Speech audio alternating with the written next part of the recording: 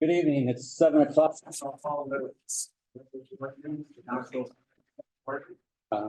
for a roll call, please, Judy. Can't find my seat.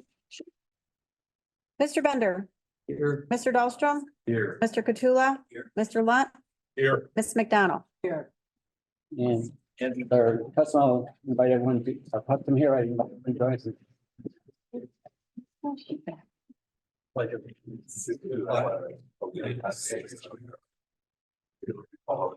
Which stands one nation under God, indivisible, with liberty and justice for all.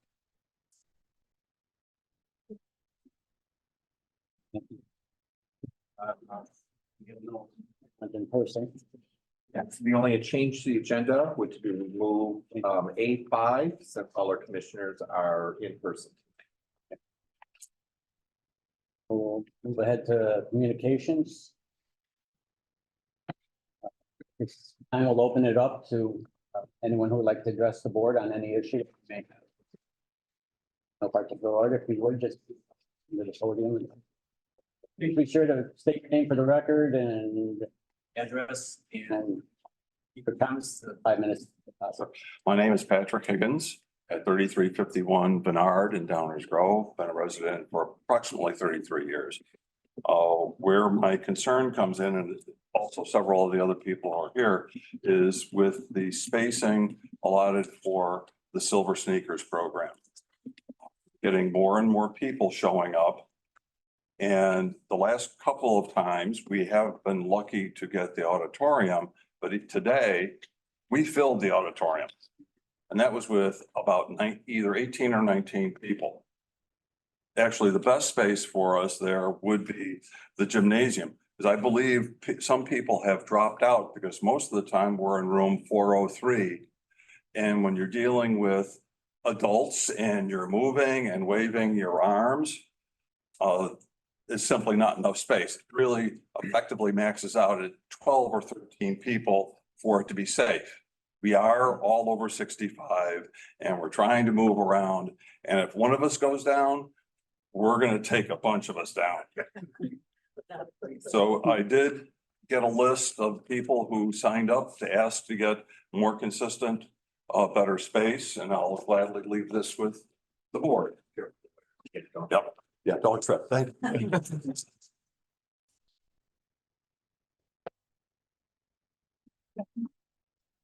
What? For this, could we get somebody identified to follow up with on this? Is there anyone else who's going to speak on that same topic? We could address those at this time, or we can. I think we know on the topic, so yes, our speaker. So first of all, thank you for coming. I'm Bill McAdams, Executive Director. This is a great problem to have that we have that many people coming to it. So Dave Herring, who's our Director of Recreation, he's off tomorrow, but I'll speak to him on Monday and we will see what we can do with the building and scheduling and try to accommodate as best we can and even expand some programming if we need to do that. Because one of the things that we've been told, several people have asked up the food chain on it, is that they're leaving the auditorium and the gymnasium empty in case the kids who are doing some outside program need to come in. Well, in case last year was maybe 3 or 4 times over the course of the summer. Well, if you need to bump us out, I'm pretty sure most of us would be willing to bump out to a lesser space if the kids need it. But 90% of the time, that's the first time I've ever seen the gymnasium in use when we were there was just this last Tuesday. Otherwise, I haven't ever seen it in use. Dave and I'll dig into that and look at it. I just from knowing our programming in the summer and our summer camps, that's a little bit trickier, but we'll try to work around that as well. So we'll try to get you the appropriate size space as consistently as possible as we can. Thank you. Absolutely. Thank you very much. Thank you.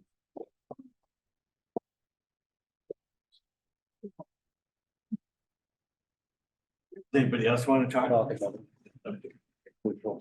Yeah. Want some flyers if you can sort of take one, pass them down. Yeah, no.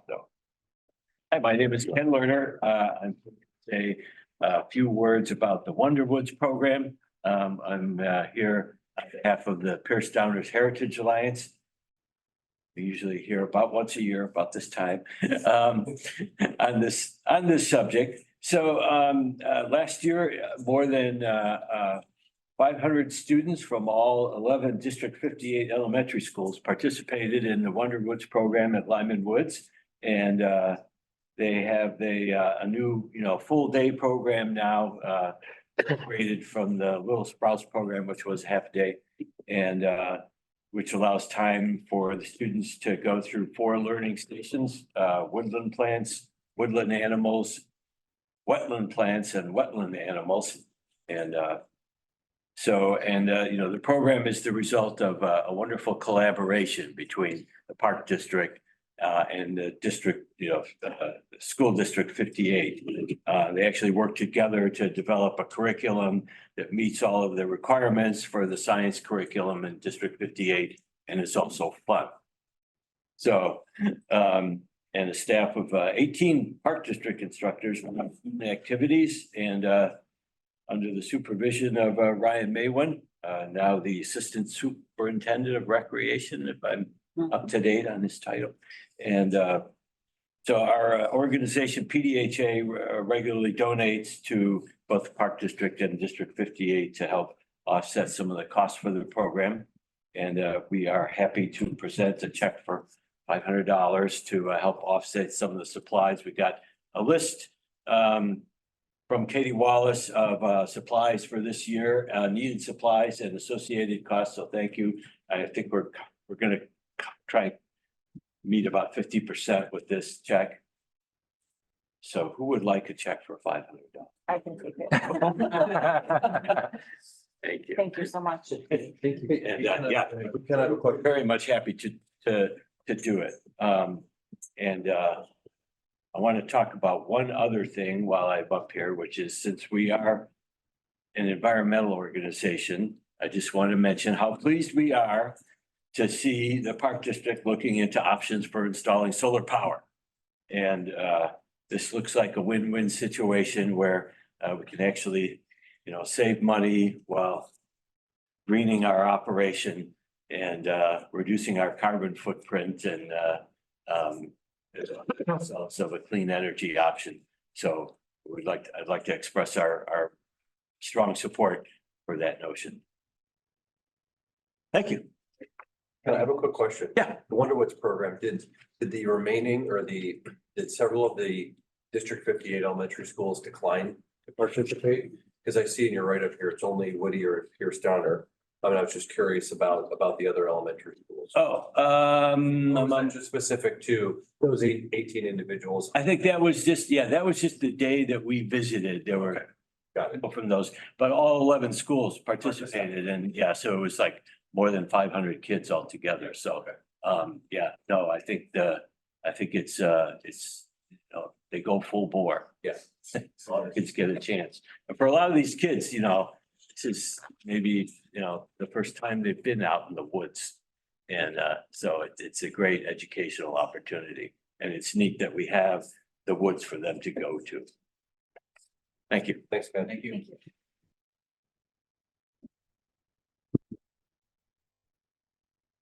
Written correspondence. We do not. Had been to our power review for the recreation center. Recently, we've been talking a lot about solar power over the last 5 years. We've been toying with different ways. That started out at the golf course. We have a number of solar panels out there on top of the range.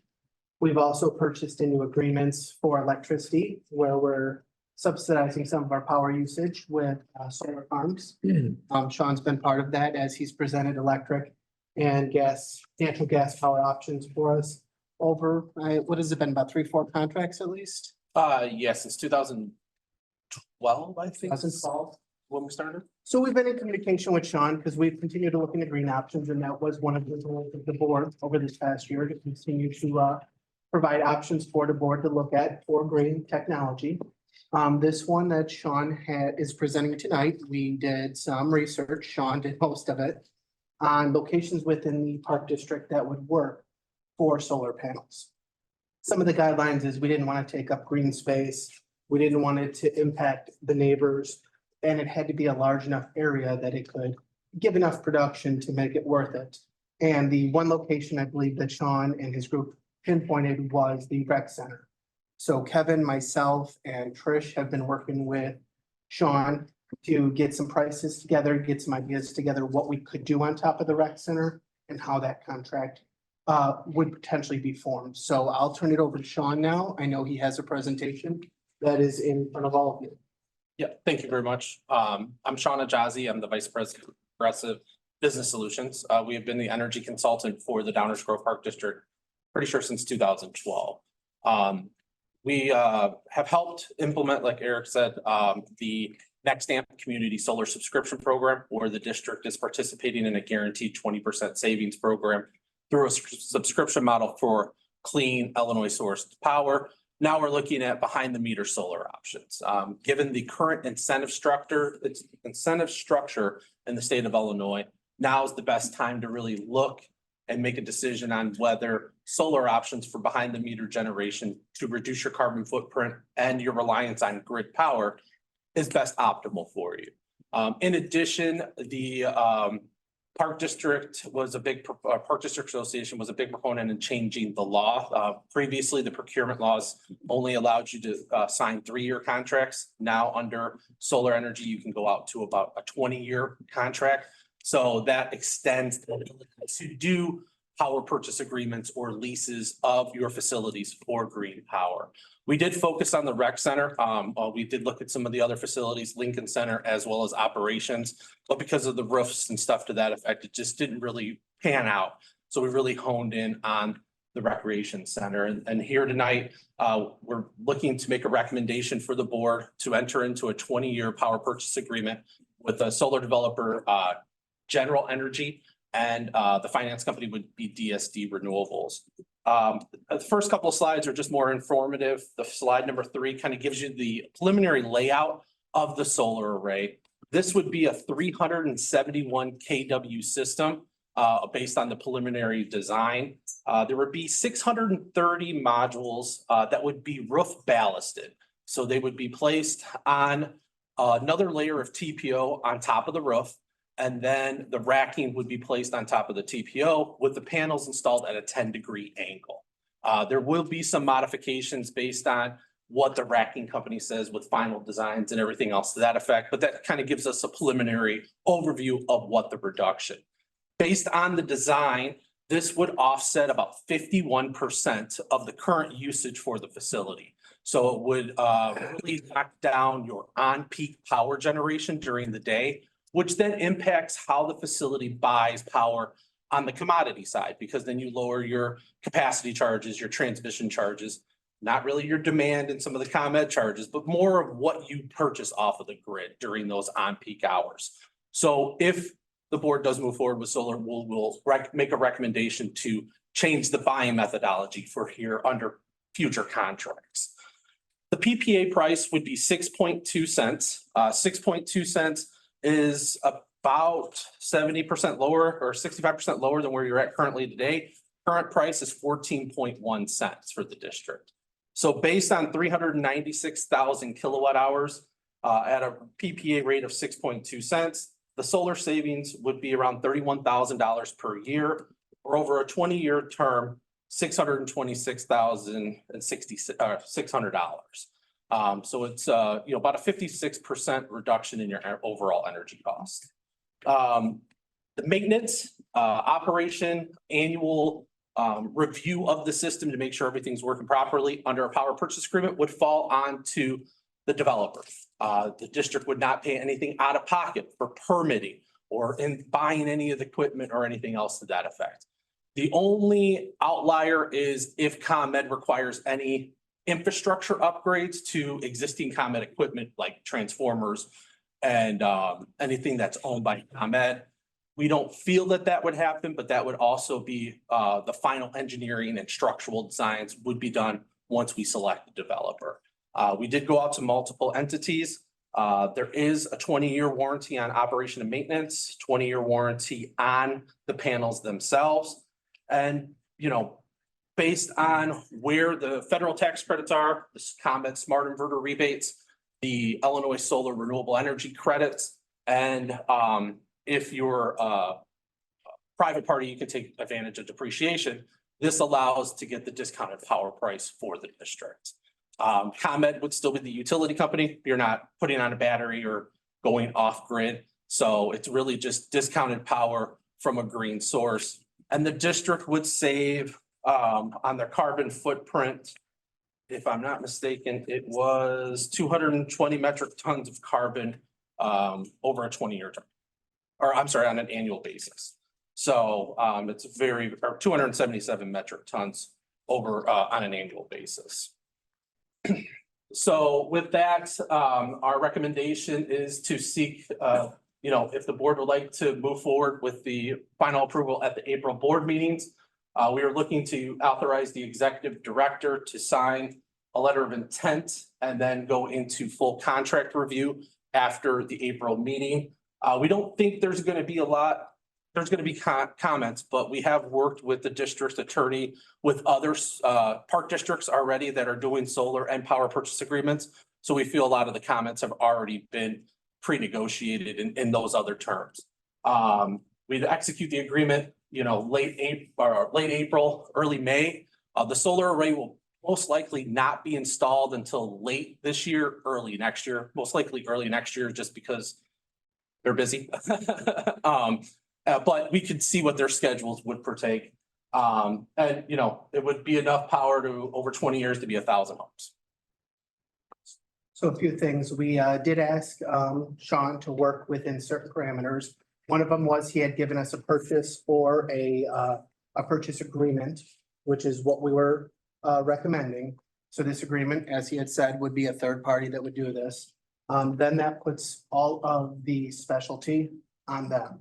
They know this better than us. They install it, they maintain it, everything like that.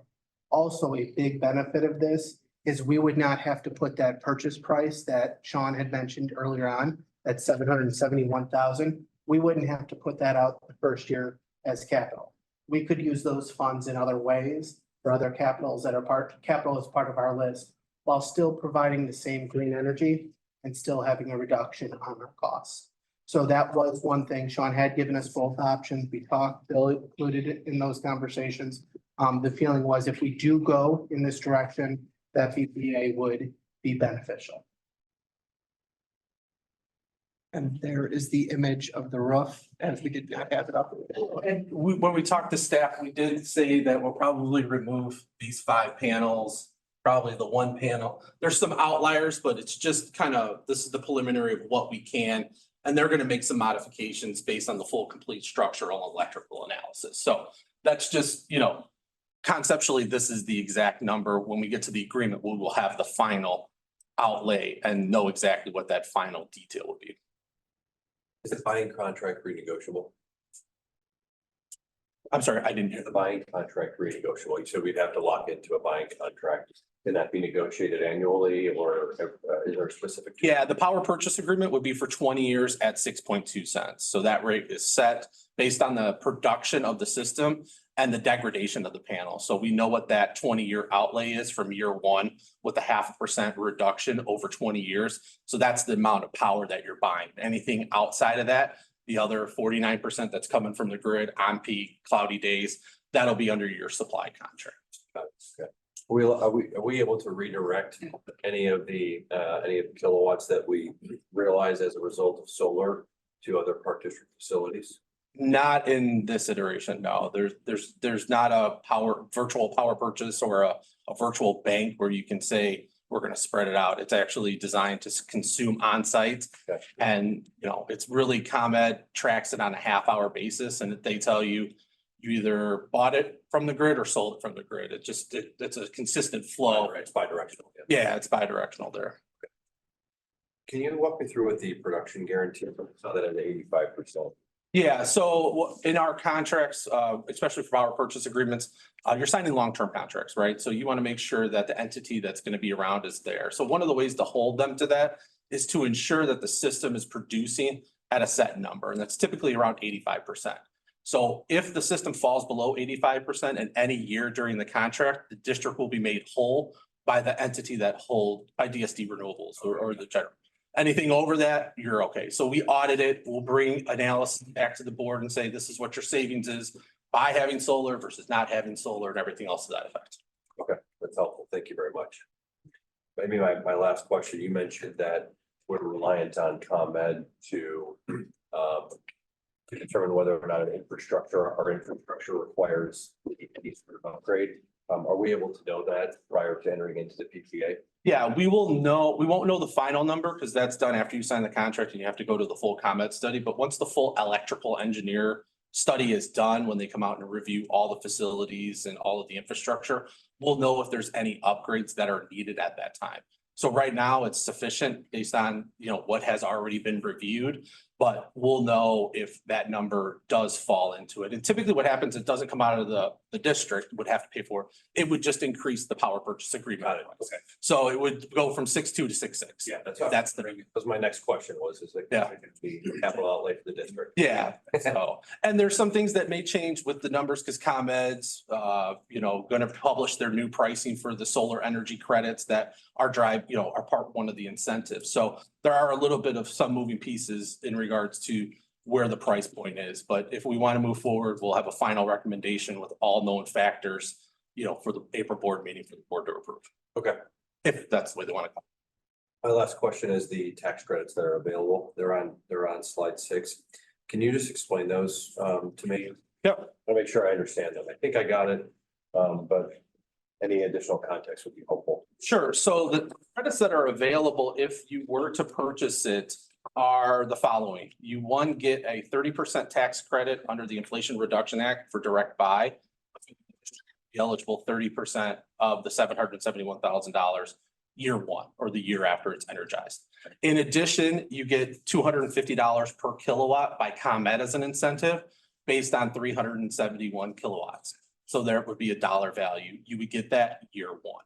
Then you get the solar renewable energy credits through the Illinois Shines program. They are payments that are done quarterly for the first 6 years based on the size, right? And then, based on the RECs that are produced by the system. So it is based on the size. And those are paid out over 6 years and then you get a lump sum, over 7 years and then you get a lump sum in year 15. So those are the available credits to the district if they were to purchase it. By a for-profit business, they then also can take advantage of depreciation. Yeah. So that's kind of the credit structure. Yep, got it. Thank you very much. Sure. I have a quick question regarding, it doesn't state, or maybe I'm missing, where does it state about the equipment refresh? When does the equipment refresh? When does the equipment refresh take place? So in the contract, it does state the maintenance terms for the equipment.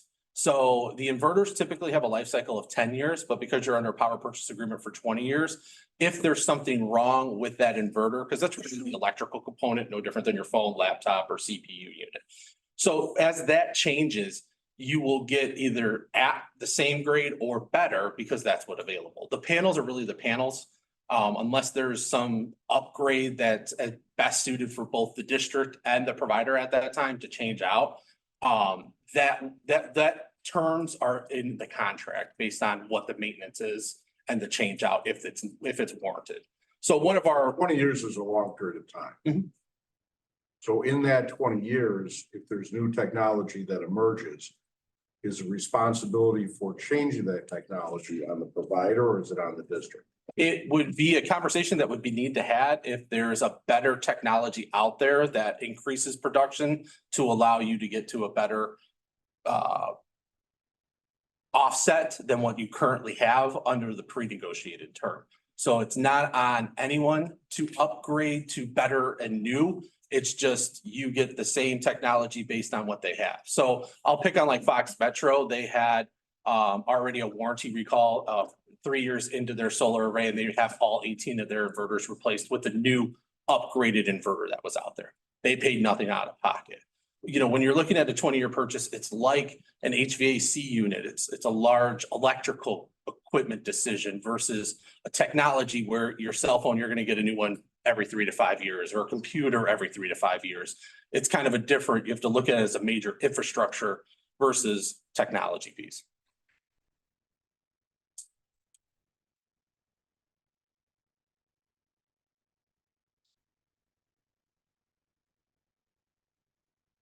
Follow up to that, Sean, if there was for any reason that the district wanted to get out in the future, would there be a buyout rate? Would there be some way out if for whatever reason a future one? Yeah, in the contract, there's a buyout schedule. Typically after year 10, we list out what the buyout schedule would be for the remaining terms of the contract. So that'll be listed in the agreement. Along with the production guarantee of what the per hour is supposed to be, what is at the 85%. As well as some other negotiated terms already. Thank you.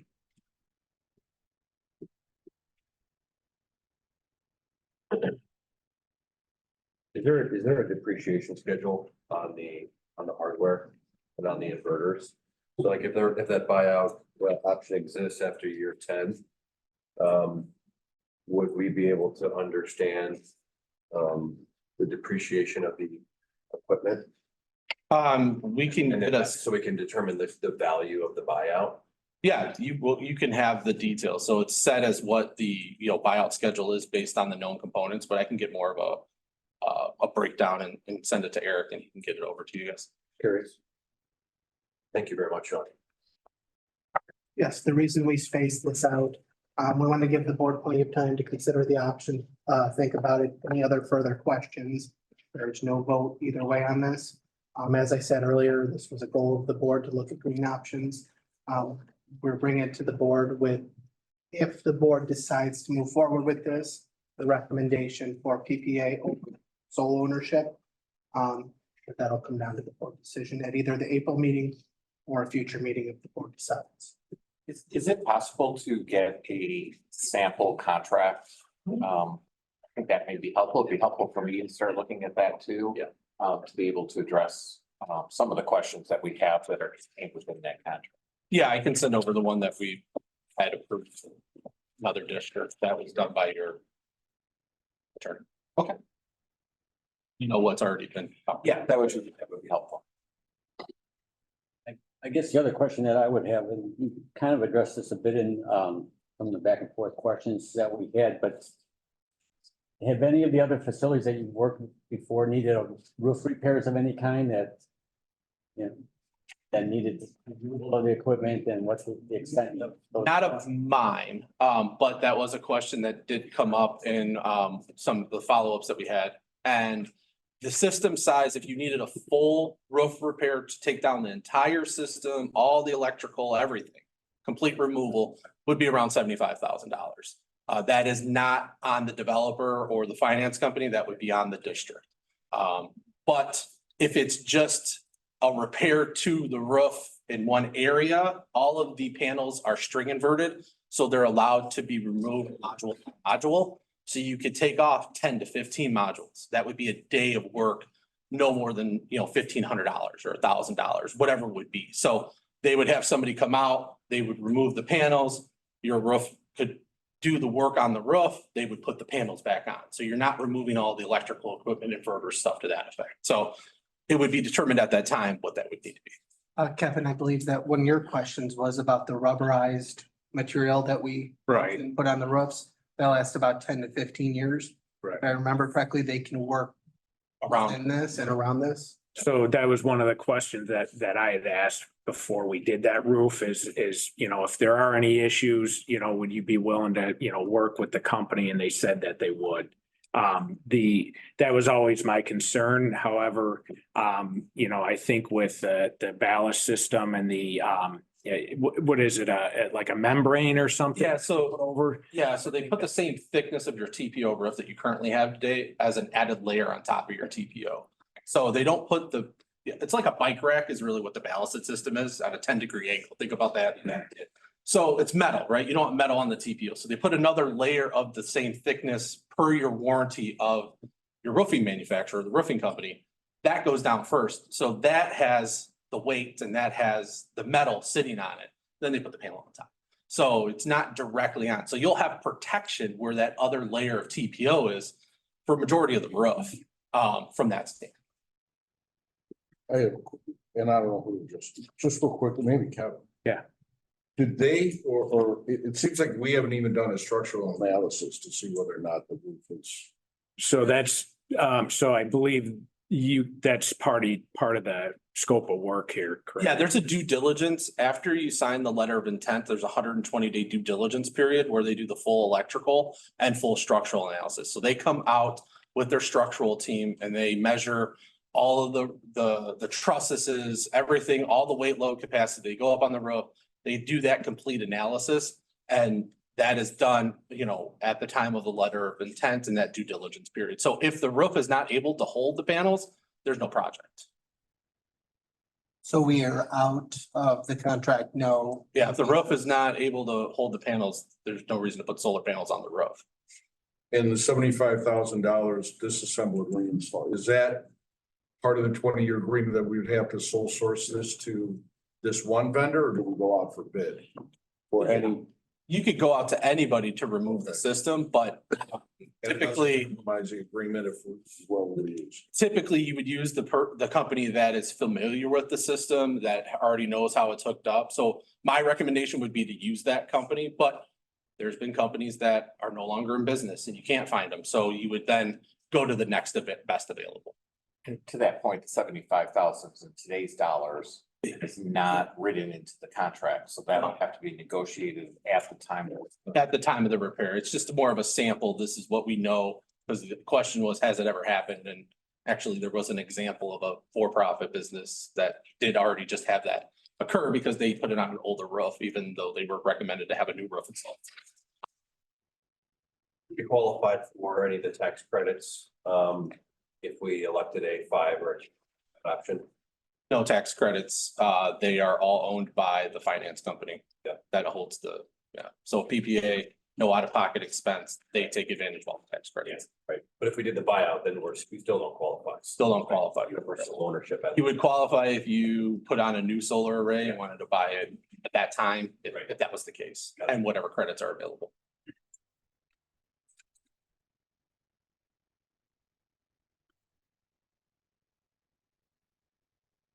I don't have any more questions. Thank you for answering mine, Sean. Thank you for all the questions. Appreciate it. Any other questions from the board? This, that is. So Sean and I will follow up with the contract for everyone. And I believe there was one other item. The depreciation of the assets, what that schedule looks like, and the buyout. Thank you, Sean. Absolutely. Thank you.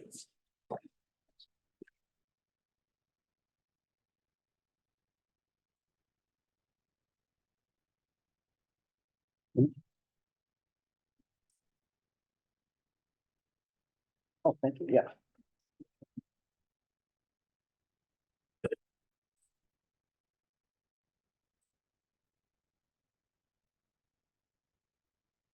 Okay, moving ahead then to consent agenda.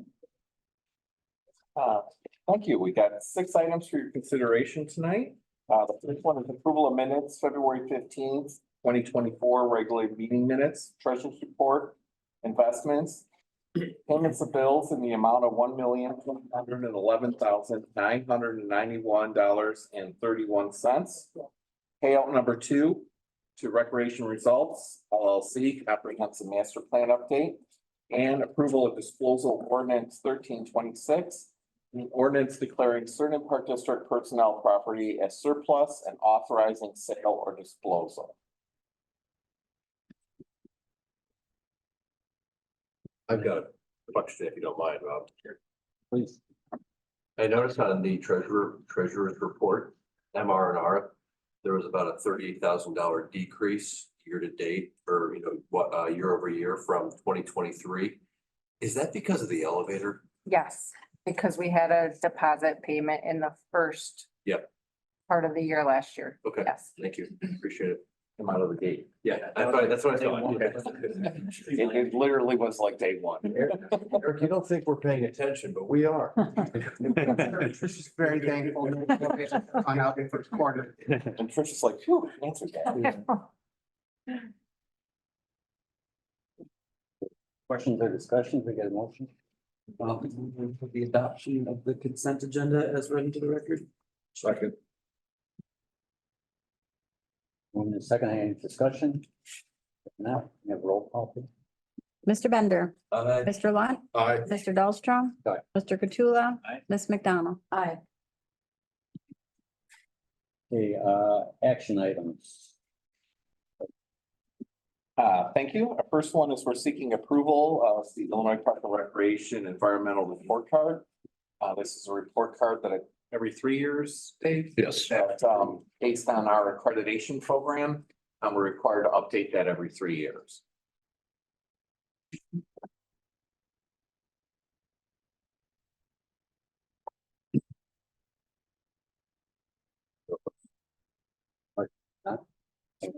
Make a motion. So moved. Second, Second. Thank you. take a roll call, please. Mr. Lunt. Aye. Ms. McDonald. Aye. Mr. Bender. Aye. Mr. Dahlstrom. Mr. Katsula. Page. Yes. We're seeking approval of a memorandum of understanding with Healthy DuPage. I want to just, for the board, just clarify a few things. We've had some really good questions. First and foremost is the agreement with Healthy DuPage would be just for our Downers Grove residents. It would not be for DuPage County at large. I don't think our fitness center could potentially handle that. So it would just be for our Downers Grove residents. When they contacted us about entering into this memorandum of understanding, staff took a look at it and felt it meshed with some of our missions and some of our board goals that we've had, which is reaching out to our community that is underserved from a financial standpoint, that finances, even though we have our scholarship program that may be a deterrent to being in some of these programs. Healthy DuPage, one of their goals is really to bring health and fitness to people in our community that are probably not getting access to that because of financial reasons. So there seemed to be a meshing of missions there. And even though we have our scholarship program, one of the barriers that we have is gaining access and being able to communicate with the individuals that would be in need of that. And we felt this might be an opportunity for us to more effectively communicate with that population. So that's background on the agreement that we're looking to do. Again, it's just a memorandum of understanding. Like any of these partnerships, staff will continue to monitor it, make sure that and report back to the board if we're having success or not, as well as the numbers that are taking advantage of that.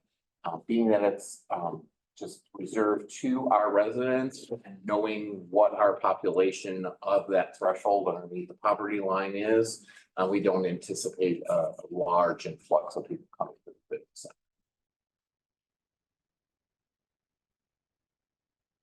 Any other questions? I'll move to authorize the executive director to enter into a memorandum of understanding with the DuPage Health Coalition for the provision of low-cost fitness memberships. Second. There's no other questions, we have roll call, please. Mr. Bender. Aye. Mr. Lunt. Aye. Mr. Dahlstrom. Aye. Mr. Katsula. Aye. Ms. McDonald. Aye. Thank you. Next is staff is requesting authorization to build the Gilbert Park asphalt parking pathways and basketball courts renovation. Turn that over to Paul. I can't see Paul. Paul. Thanks, Bill.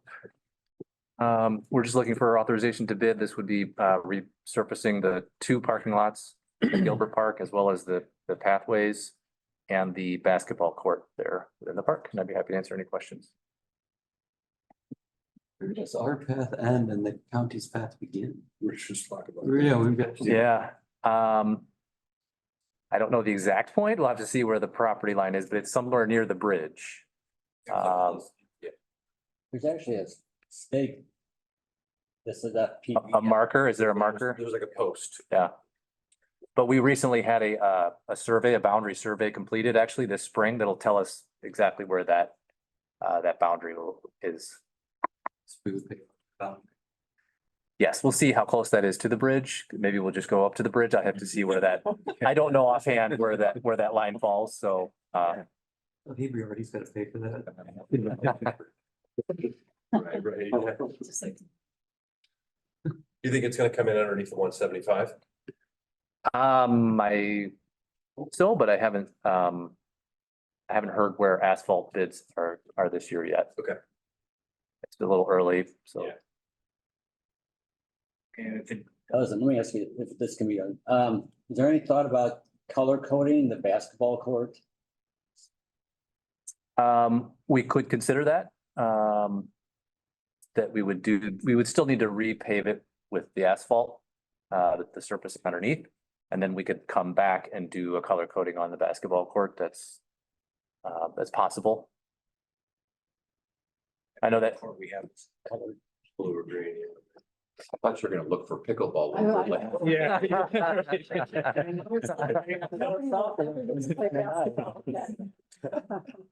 Yeah, typically, like, we've got color coding on the basketball courts at McCollum, as well as at Dorhofer, just outside the tennis courts. Other basketball courts, kind of the individual courts in the parks at Concord Square and O'Brien Park, don't have color coding, it's just asphalt. But we could see where the bids come in. I would probably not include that in this bid, but price that out separately, with another companies. The few that are in neighborhoods and not color code though, because we want that just neighborhood and not necessarily attracting, but I think here where it sits might be okay.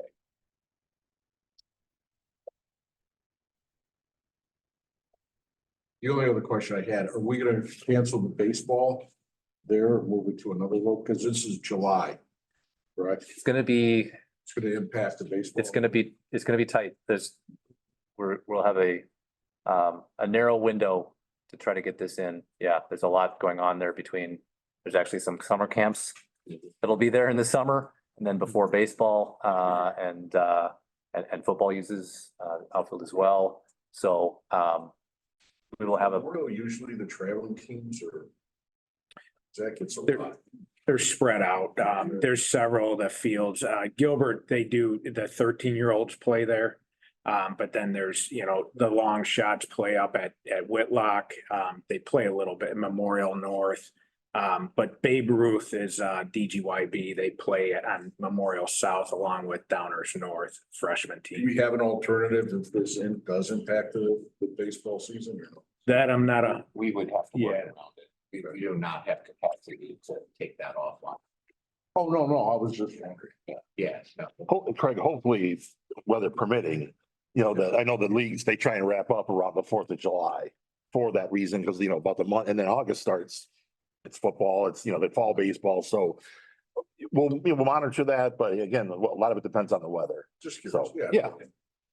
Yeah, Craig, usually it's regular season is completed by June 30th. And then should that team qualify or should there be a regional tournament or playoffs, it's extended to like the July 8th, July 10th, whatever that second weekend in July is. But we're free and clear usually after that from a baseball perspective.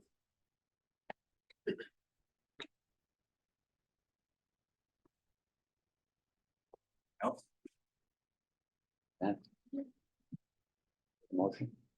I'll make a motion to authorize the bidding of the Gilbert Park asphalt parking pathways and basketball court renovation. Second. Question, roll call please. Mr. Bender, Aye. Mr. Lunt. Aye. Mr. Dahlstrom. Aye. Mr. Kattula. Aye. Ms. McDonald. Aye.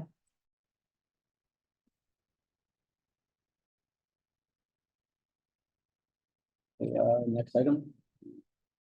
Staff is requesting authorization to bid the district-wide seal coating. Just stay with Paul. Thank you, Bill. Again, this is, just looking for authorization to go out to bid for our annual seal coating at various locations.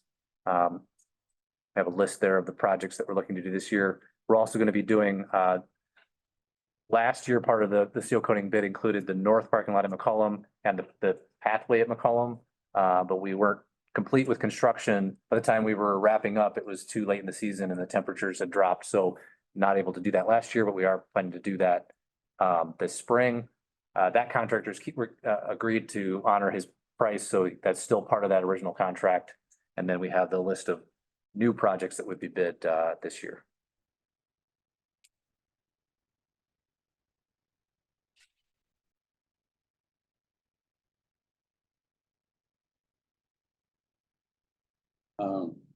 I did have one.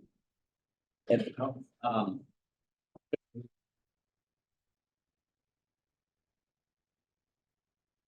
okay, never mind. The only question I had, Lyman Woods, is the whole parking driveway gonna be seal coated? I believe this is just the parking lot, since that's what we paved last year. Right.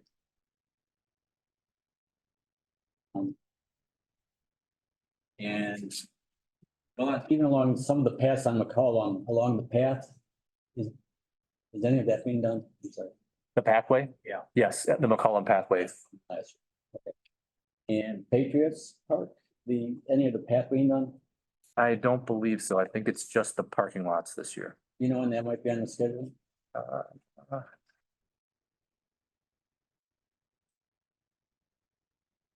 I'd have to look that up and let you know. You don't have to let me know if you just want, but you might want to take a look at it. Okay. Please, not to be cryptic about this, the northernmost portion of the pathway. At Patriots Park. The northern pathways at Patriots, you're saying? Yeah. Between the two parking lots. Okay.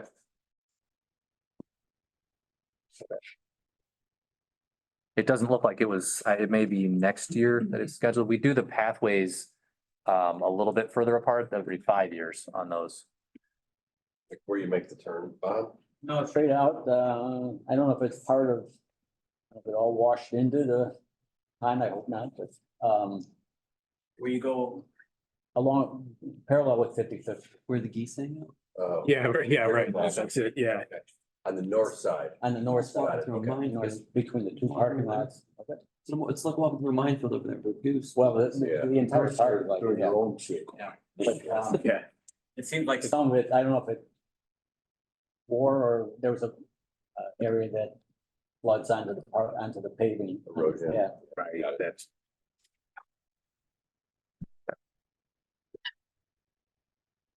We can take a look at it. It wasn't due this year, but we can take a look. Can you get a motion? Motion for the board to grant authorization to bid the 2024 district-wide seal coating project. Second. Discussion, can we get a roll call, please? Mr. Bender. Aye. Mr. Lunt. Aye. Mr. Dahlstrom. Aye. Mr. Katrula. Aye. Ms. McDonald. Aye. The consent floor. Yes, staff is requesting authorization to award Lincoln Center gym floor replacement through Sourcewell Cooperative Purchasing. And turn that over to Kevin. He also has a sample for you to take a look at. So there's 35,000 in the budget for replacement of the Lincoln Center gym floor. It's I know staff has been talking about this for probably the past 15 years. Currently the floor it's a vinyl material that was put down in 1978. So it's been down for a long time. And those of you that have been in that gym have noticed that the gym floor needs to be replaced. So we did look at some different options. And based on the size of the floor, we believe that this modular gym floor would work well in there just because it's a smaller floor. It's based on this floor. This is 30,000, like 31,000. Wood floor, you're looking at about 75 to 80,000. In addition, there's we don't know what the concrete underneath looks like and so on and so forth. So we believe that this product would work well. Does flood. I've seen 3 foot of water in there, so it's something that isn't gonna get destroyed. Right. We did look at, there's a place in Willowbrook that has it. It's I forget the name of it. It's a performance center that host baseball teams. They have a basketball court and things like that. And they have this. And we went over there with some rec staff, looked at it, bounced the basketball and kind of tested it out a little bit. And it actually it's a nice floor. And it works well in that size of space. And based on the memo here, it has a 15-year warranty, so they'll replace anything. Like if we drop something on it, they'll come out and replace it free of charge.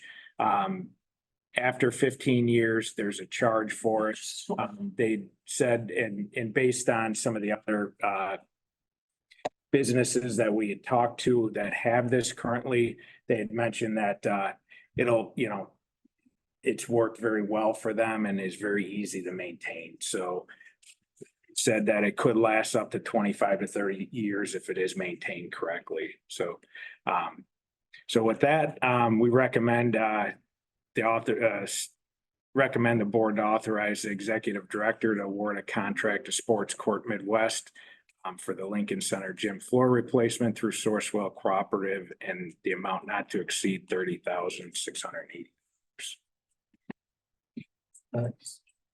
Before we go up, this floor was installed in 1978. The floor that's there now, I played on when I was 3 years old. Right. It's nice to get to vote. Yes. You and all the Lincoln Center staff.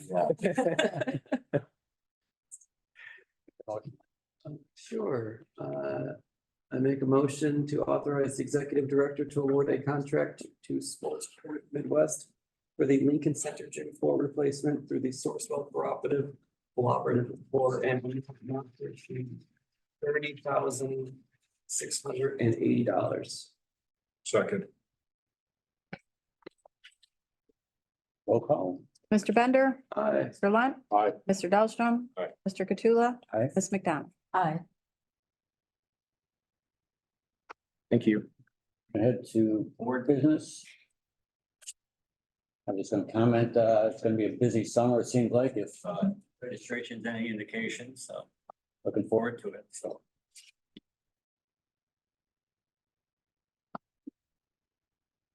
Does that have comments?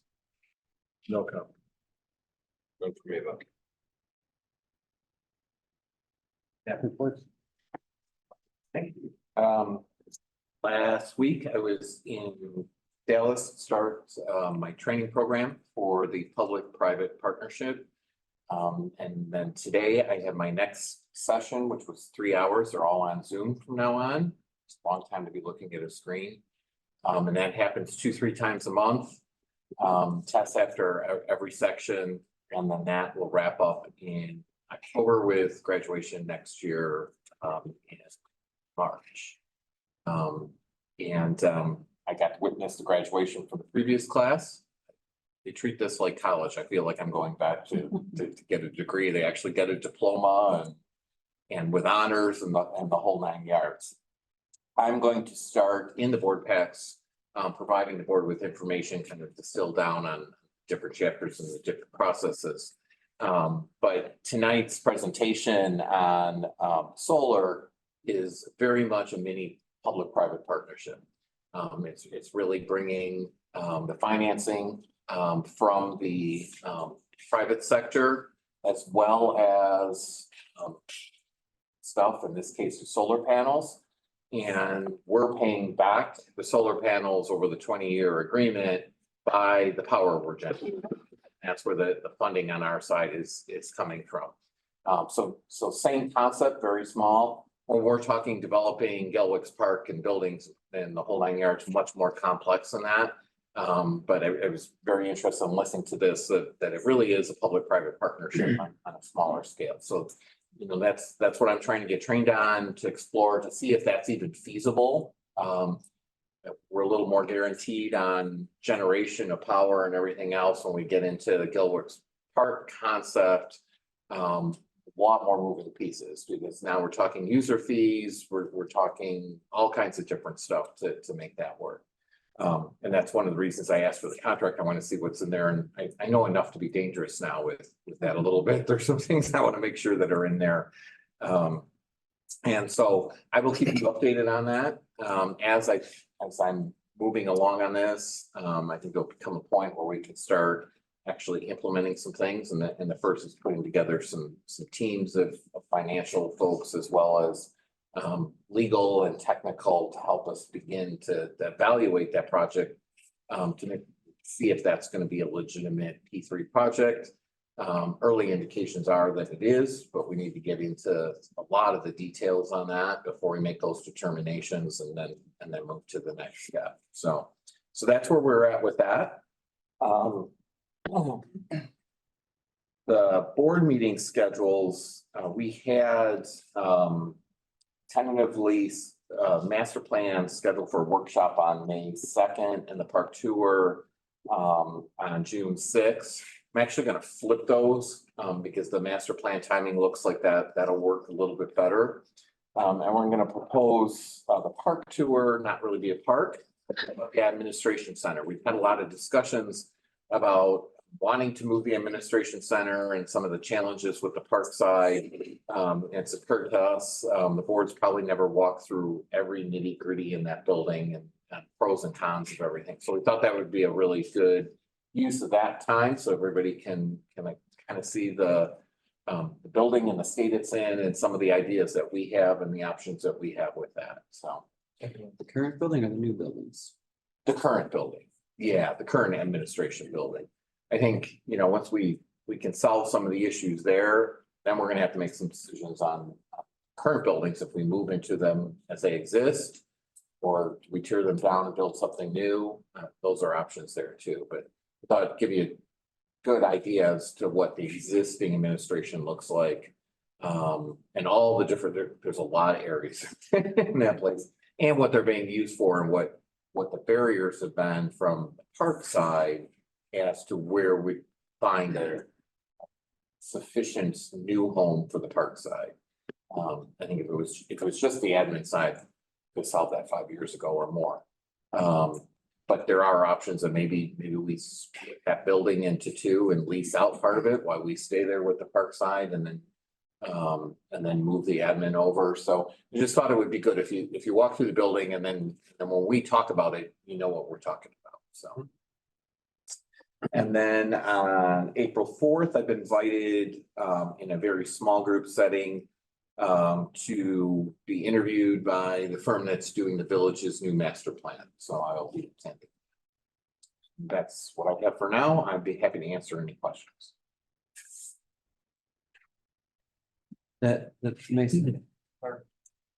That's your. Yeah, we typically do that at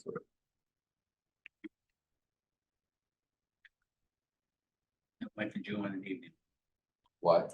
The June Meeting then would be in the evening. Correct. Yep. Nothing else on deputy director? Thank you. I have a few items tonight. The first item you kind of touched upon, the first day of summer registration. Very strong. That's the good news. It was very strong registration. The bad news is it slowed our registration software considerably. And we encountered some issues there. Marketing put out some guidance to the public, letting them know that we were having these issues. It's not uncommon in today's age with park districts to see this happening. We are looking at solutions. Kind of part of what the problem has been is in 2019, we were somewhere in the 20 to 30% range for online registration. We're now up to 80 to 90%. So that has grown rapidly. The first step we can take is what we've done with other programs. And if we have a big area, pull it out, have it have a separate registration day. With this one, we could potentially do that with all of our camps. Obviously, then somebody may have to go on 2 different days for camp and then do athletics. But we already do that with athletic leagues and we already do that with the preschool because of the number of people involved in them. We do have more long-term plans that a number of us directors are going to be looking at, from technology to software to other options. We'll report those as we move forward. The Grove Foundation. Last month, we had talked about how we received a $1,000 donation from them for Country in the Park. Last night, I had the opportunity to experience one of their meetings. I met with them. They asked for a rundown of everything that's been going on at the Park District. And as we have not had a meeting with them in a number of years, it took an hour. It took an hour to just talk about everything going on. They were really excited about some of the parks at McCollum, Constitution, and a lot of the events, because they have been very supportive of our events and programs and have asked us to continue to keep them in mind and working with them. They've appreciated the relationship we've had and the donations we've made to them ourselves, our tips from our concert series. So they were very thankful for everything. Third item, third of four, I'm almost there. Geese at Prince Pond. I'm sure Kevin may smile when I start talking about this. Him and I have been talking about it. Recently, a group of citizens approached us asking if they could use a service of canines that try to chase the geese off and move them along. Some of our items that we've done have worked fairly well at Prince Pond, but the neighbors are still having a lot of problems. So Kevin and I worked with legal counsel, Dirk, to come up with an agreement and a certificate of insurance where they could allow one of these services to also come into our property at Prince Pond to move the geese along. So they would basically have their canines. We've used such a service. This, I believe it was this provider, correct, Kevin? Right. Before, so we have a relationship with us. The Durham is okay with the certificate of insurance. And the citizens were very appreciative of our cooperation. And their hope is to move the geese along before they start seeing little goslings popping up. Final item is ProConnect. This is a mentorship program that currently Dawn, Bill, and myself are participating in. Katie Wallace from Lyman Woods is on the board for it. And we just so happen to have a service day they do a service day with this as part of the program. And this year we were chosen. So in April, you'll see a group of about 45 Park District professionals out there. Katie's already warned us, it's gonna be a lot of manual labor and getting dirty and put on your dirty boots. Because we'll be doing mulch and different items to help on kids out there. And we just wanted to let the board know that these would be volunteer services the IPRA group is providing for us. What day is that, Eric? I want to say it's the day before our April meeting. Does that sound about right, Dawn and Bill? I want to say it is April 17th. Yes. Is it all day? 1:30. It's in the afternoon for a couple hours. It's about 2 to 3 hours. Okay. I believe all of us at the same time will be showing our mentees around the Park District, giving them a view of Downers Grove, treating them to some lunch and letting them see everything we have to offer here. Are you interested in additional volunteers? I'd have to ask, but Just because it's yeah, the mentor program, we're in our triads and stuff like that, so. it's kind of a team building type thing too. Okay.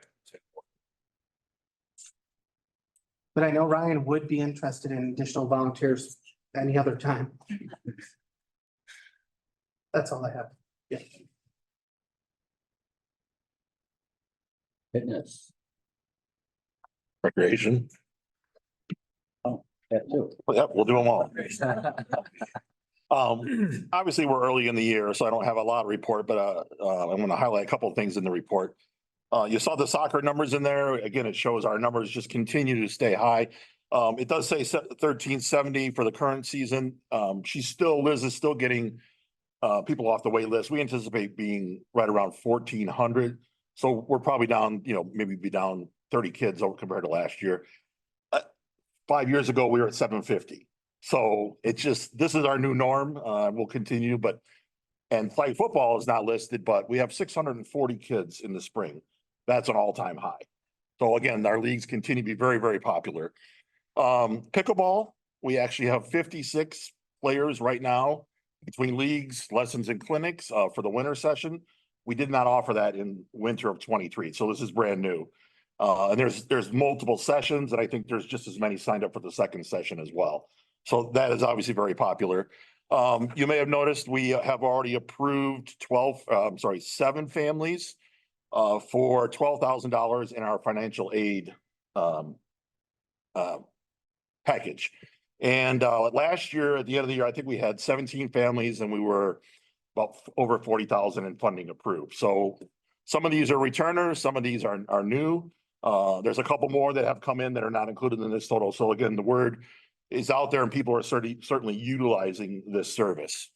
As Eric alluded to, on March 11th, that was the first day of resident registration.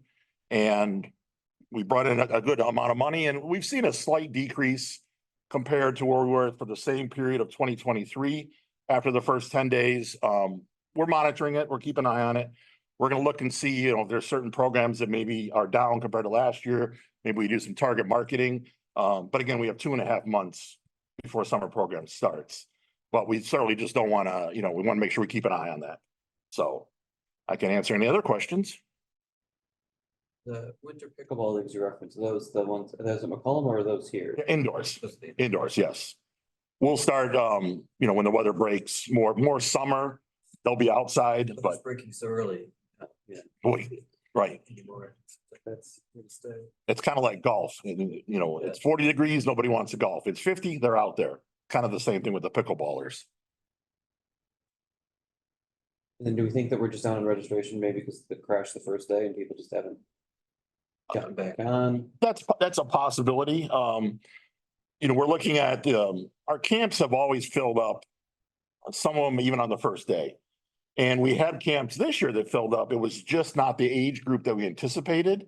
It was actually, this year was the grades 3 through 5 filled up right away. Where in the past, it had been the younger kids, maybe the first and second graders, and there's still plenty enrolled. So now we've opened more spots in the 3rd through 5th graders because of the demand. So we're going through a program. You can run a report, it'll tell you by area. So we can compare the numbers that were registered last year at that point for that program compared to see where we are now. And that's where if we need be, we can do some target marketing. So.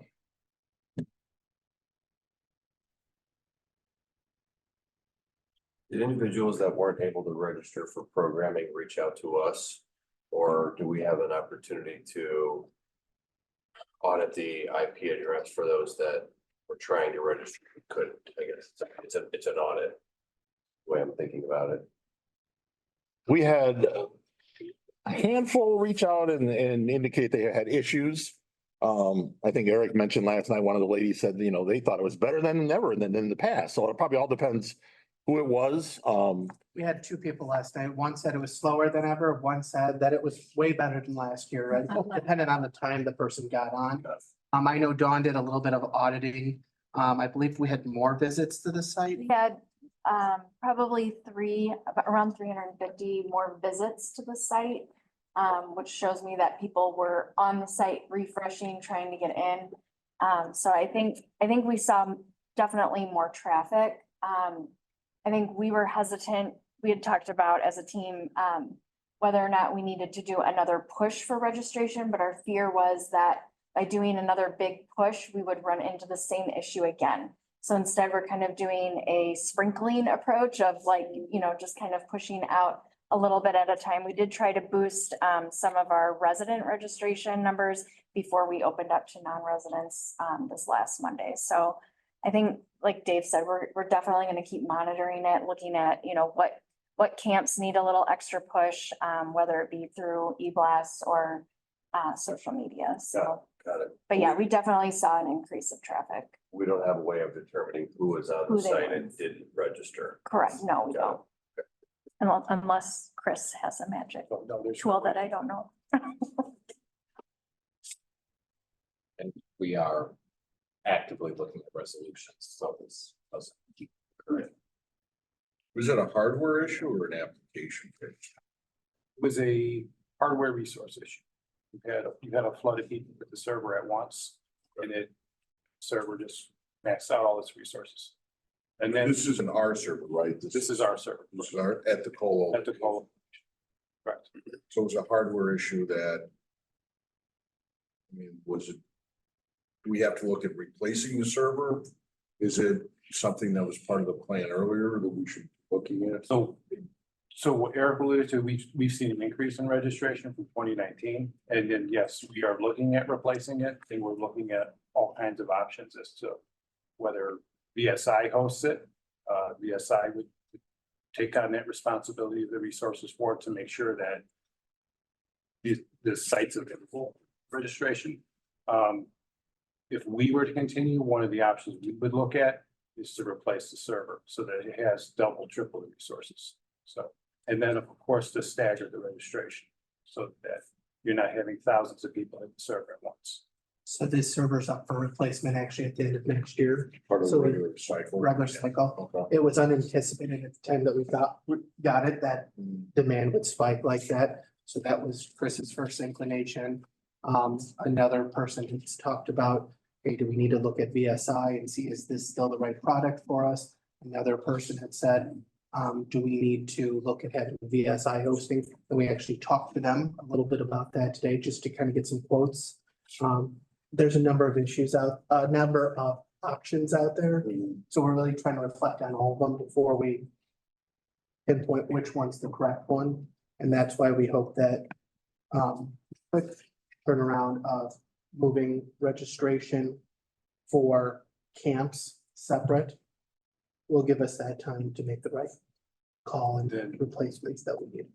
And then any device between it, the server and the internet, there's a up to a 10 gig bandwidth. So that would certainly not be an issue. So going to the firewall switches to that server is wide open, huge highway.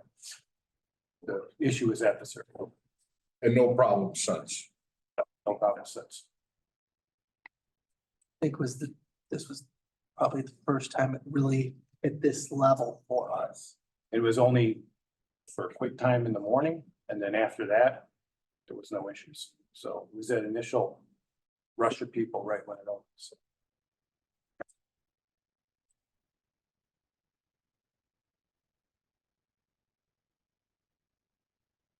We're going to, Fitness. Again, a couple brief items. So you'll notice we did see a slight decrease in the total number of memberships from January to February. But I looked it up and as of the end of February, we are sitting at 87% of the total memberships we had at the same point for 2019. So we continue to rise and, you know, the memberships go up and go down, but again, we will certainly monitor just like the programs and see where we're at. But I know the goal was, you know, we wanted to be over 80%. Well, we're at 87. We're hoping we can get back up to 90. I don't know if 100% is actually gonna happen now because people have redone how they exercise because of COVID. And that's great, but we are headed in the right direction. The other thing I wanted to point out is, and this has been a focus of Marie Piotrowski, who is our new fitness supervisor, is you'll notice that the group exercise attendees is going up. It went up 25% between 23 and 24.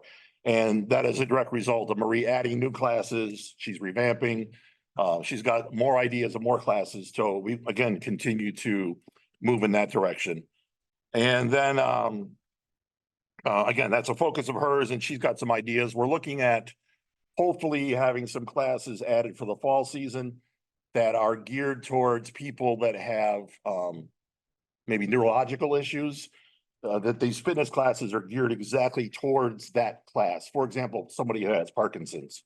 They can take a regular class just like anybody else, but we're trying to offer some classes that would be geared towards those, and then the exercises are geared towards those symptoms. So the goal there is to, if we can get this off the ground, is we're looking to implement that for the fall schedule. So I can answer any other fitness questions if you have any. we'll just throw out a possible group of fitness members so that they can use our silver sneakers to join the fitness center here if they're already kind of active in the exercise. And the silver sneakers classes, that's something new. We didn't offer those in the past. We had silver sneakers membership to the fitness center. This is now an offshoot that they have taken on, and it's proving that, you know, it's continuing to grow. So obviously we will look at the room scheduling on there, but again, that may be a group to target, you know, to get the word out for these classes. That they can come here and exercise. Correct. Whatever. Right. So, but again, like Bill said, it's a good problem to have when, you know, the enrollment's growing. So we will certainly look at that. And just out of curiosity, had they expressed this frustration in the past in any other way, or was this? Just recently. Okay. Because the number, when it first started out, it was a very small group. It just continues to grow. And then what he said, based on their class today, it sounds like it's the highest it's ever been. They've been communicating with Sam over at the Lincoln Center. And again, it's been more, but we haven't had the kind of volume they're talking about until right now. So, I believe it's dropping. yes. Yeah, we may need to adjust that too. Right. So some days they may have, like he said, 18, and other days it may be 6. So it's just a piece of the puzzle trying to figure out where to put everybody in the building.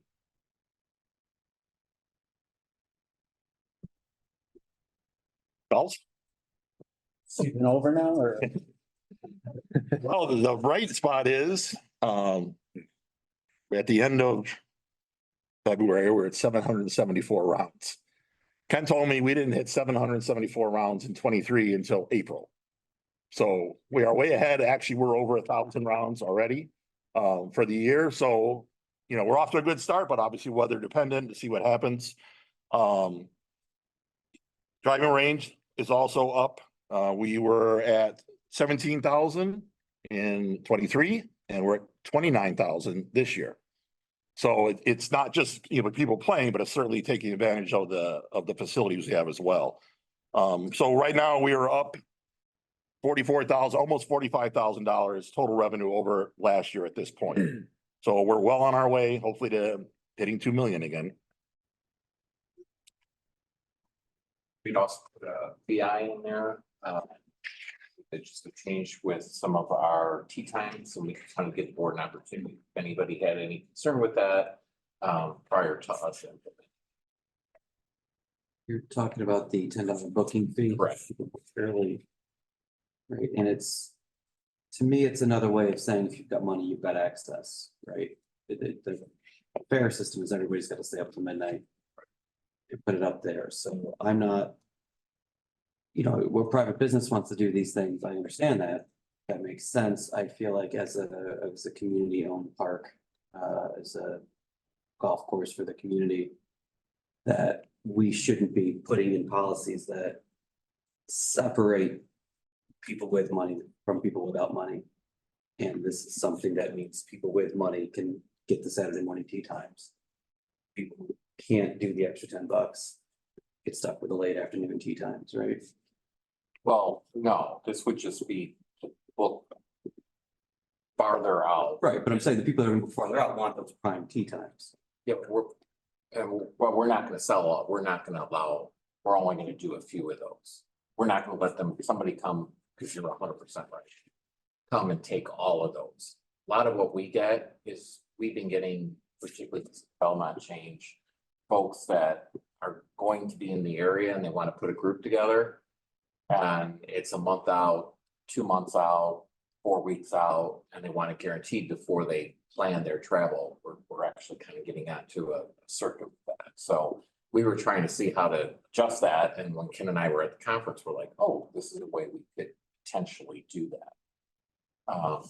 But at the same time, our concern was too, we didn't want to have people jumping that, like you said, and then our residents not having access to the tea times unless they pay the other $10. We didn't want that side of it to be there as well. So I guess could you explain to me more? Because when I read the memo, it sounded like it was just anybody could go on there, pay $10 to make their tea times before the 7 days. So. Correct, but we're on the tea sheet. We're gonna only allow so many slots per day that it will allow that advanced booking. So the tea sheet won't be wide open for people to stay at. So how many slots are we looking to do this for? Do we decide on that? I don't think we didn't come up with an exact number. We'll come up with an exact number. Yeah. But that was when we were talking, that was one of my concerns, was I didn't want everyone going, oh, I'll just pay the $10, and the next thing you know, our tea sheet's full for a month. And people that don't have the money or don't want to pay the money or, whatever, have zero access to the golf course. Yeah, or to at least the good tea time. So but I read a memo. I don't recall reading about these traveling groups in the memo. I recall reading about the people not wanting to stay up to midnight That's in there too, but we have been getting that people. We rewrote this memo about 500 times because it wasn't very clear. But we have been getting that as well, because that's one of the things that Ken and I had talked about. Is it a lot? It's not a lot, but it is a factor. John and I had that conversation. I think you did that out west or something. Yeah, and I think advanced booking is extremely common at public facilities. I mean, think about our surrounding communities, it exists at just about every single one of them. But it's not the entire T-sheet, it's not the duration of the entire summer. A lot of them do where you can do that for holidays. I was talking to Ken and Father's Day can fill up right away. right, yeah. To your point, I'm like, no, I don't want to do that, because then all of a sudden, people that don't have access to that won't be able to play, because it'll fill up and it'll just fill up. Does the system, that's kind of a different question, have to do the like start the sign up starts at midnight? Is there no way to schedule that so that like tea times open up at 7 p.m. or some other more normal time? Double check. We implemented T-SNAP. It was hard in there that at midnight was like a hard number. That's a number of years ago. So let me double check to see if we can change the time. Like, and that would need to be if that's just programmed differently. Yeah. It will be like midnight and it's what, 7 or 9 days or something like that. 7 days, yeah. Let me double check that, and then we'll nail down a proposal as to how many slots on the team sheet for an advanced booking. Yeah, because I don't know how that would be. I don't know how that would be limited to the situations you're talking about. Planning and coming in here, so then I think. Yeah, and I think the other two, when I say that is, I'm having friends come in, they're coming in and we want to play golf. And they're coming into the month and I'm planning, I'm gonna play COG, I'm gonna play here, I'm gonna play there. I mean, that happens too. Yeah, I wanna wait the week before because we're kind of making plans for people. So the $10 would allow you to, how far in advance? We just have it, right now, a proposal was just to have it open. You could do that. If I know I got someone coming in August, I could book that now. The risk on their side is their plans change. They're still paying the full amount because we're holding that for them. That's a disadvantage on their side, and the incentive of them not to show up. I mean, that's the other thing is we don't want to have someone say, well, I'm just gonna book Tuesdays, all year long at that time slot and then just not show up. We don't want, you can't do that. You have to pay for it if you don't show up, and then we'll resell it. Is there any way to limit the number of times you can do and sign up for it? I don't know the answer to that. It seems like it would be challenging too, because Right. if it's like the foursome, it's like you Right. book 3 and I book 3, and we all golf together anyway. That seems hard to limit. I had some reservations, not exactly what Commissioner Bennett was talking about. I just, it goes back to the fees. I think it seems like the golf courses will be fine economically. So, and I don't know, I have some trepidation when it comes to a fee increase of any type. And I understand the theory behind it, and I appreciate that. I just don't know whether or not is Commissioner Bennett said, it's a public course subsidized by tax money. And whether or not adding another $10 fee is necessary, or especially given our financial structure, the way that we're subsidizing this course. So that was my trepidation. And I fully understand, but the golf course revenue runs the golf course. Yeah, so we not putting tax dollars. No, but it is there for the residents and they did pay for it at some point. Correct. That's the point. I get it all. And their tax dollars administrated to a certain degree. So, I mean, we're still a governmental body, and any type of fee increase, I'm leery about.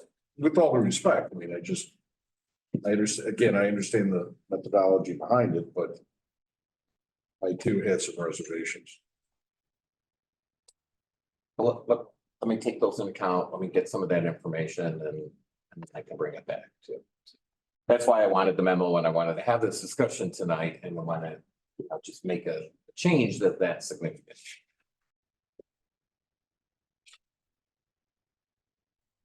Okay, then, everyone. When marketing, All right, so we've covered a lot of things.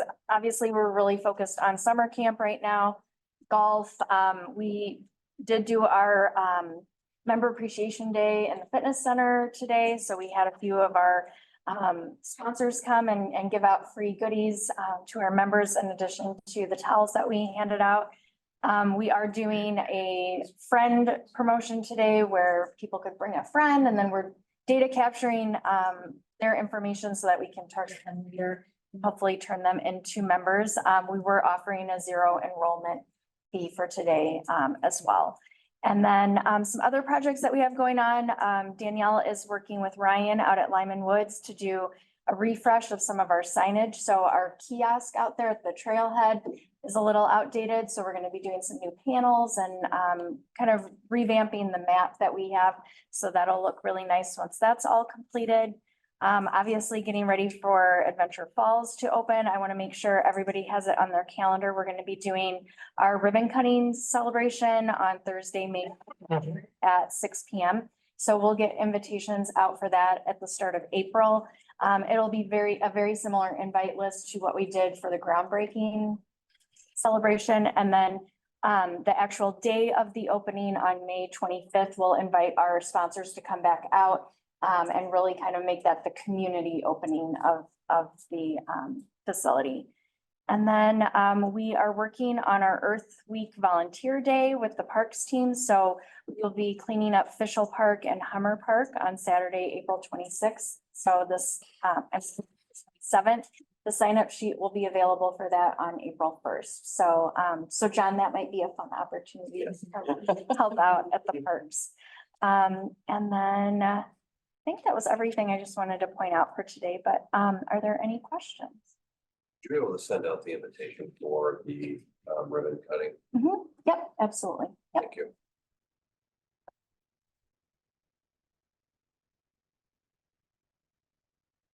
okay, then, planning and construction. Thank you. Just a couple of quick updates.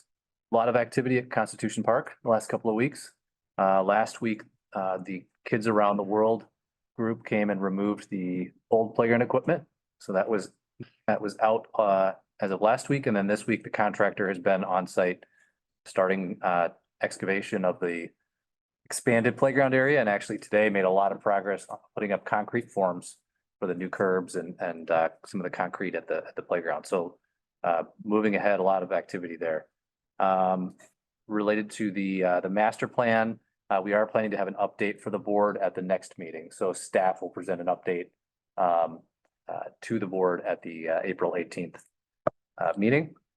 And then lastly, Loy and Northside Parks, have our renovations, our playground renovations planned there. We had our open house meeting, public open house meeting at the Lincoln Center on March 6th.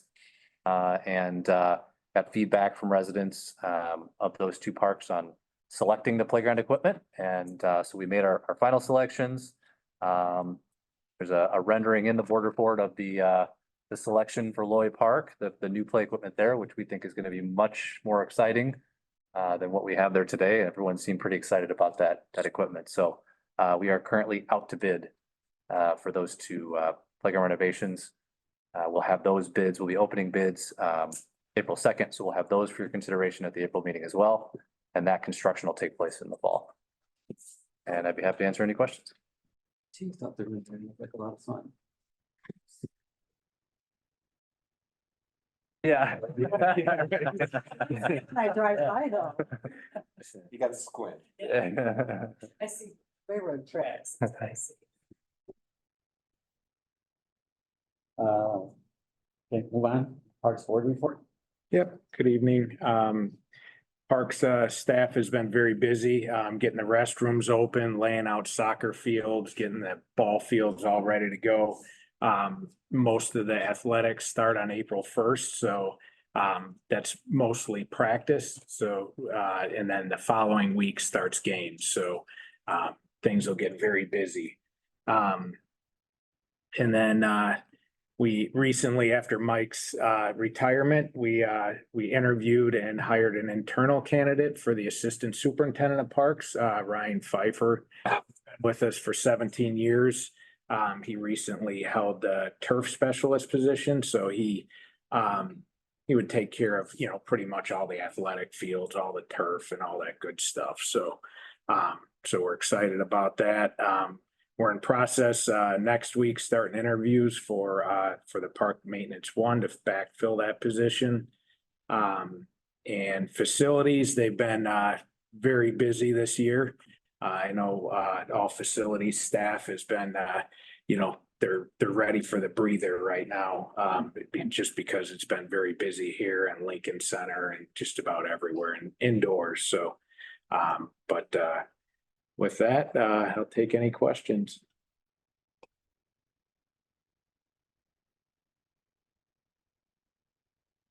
Question? Um, And then to. Yeah, good evening.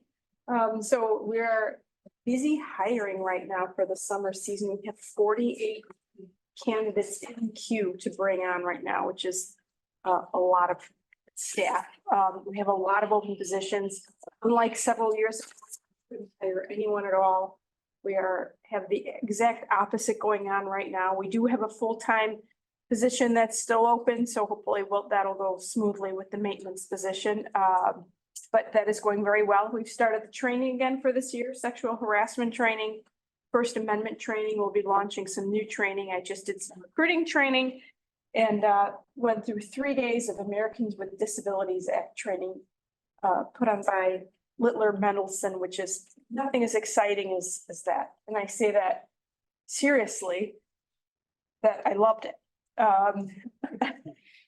People laugh like, really? You find that exciting, but it is exciting. That's it. And I can answer any questions for you.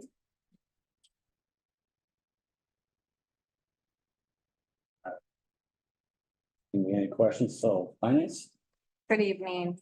Overall, we're trending very similar to February of 2023. You'll notice that cash is still on a downward trend for February, which is very normal. We'll see a slight rebound to that due to spring registration for March, and then it should jump immensely when we get our property taxes in late May, early June. Overall revenues received through February is sitting at 5% of the 2024 budgeted amount, which is also the same as where we were for 2023. You will notice that district-wide charges for services is up $93,000 and $51,000 of that relates to the early opening of the Belmont Golf Club. Similarly, the operating and debt expenditures are also tracking very similar to 2023. But for those, it's definitely still too early to have any sort of full year projection in this area. I'd be happy to take any questions.